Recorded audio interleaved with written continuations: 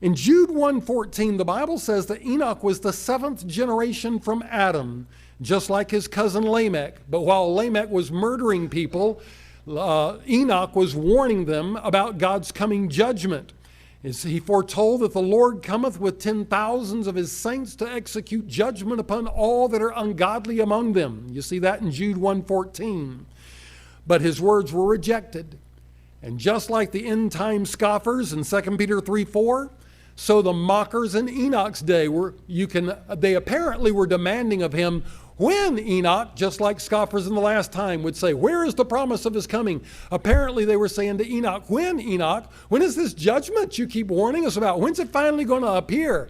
And I say that they were apparently demanding that of him because he answered their question when he named Methuselah. Going back to the time of Eusebius around 300 AD, many Bible commentators have interpreted the name Methuselah to mean when he dies, it will come. The judgment that his father Enoch had warned of. That made Methuselah a walking, talking time bomb.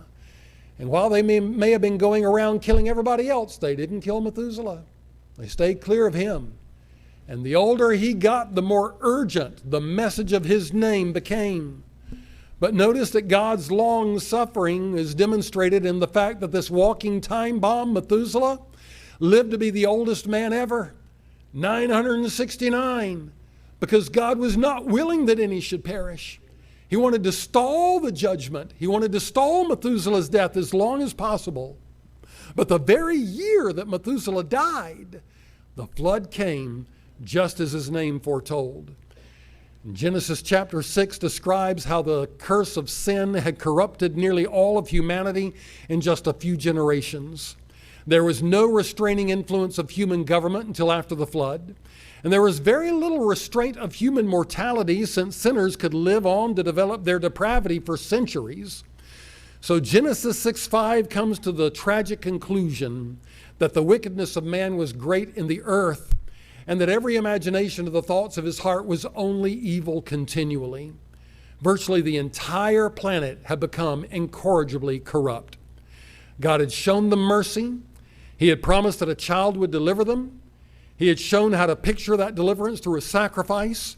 But with eyes wide open to the truth, mankind en masse had turned from him, from his promises and from his ways. They had become as reprobate as the final generation of the Antichrist will someday. And God grieved over them. And he said, I will destroy man whom I have created from the face of the earth.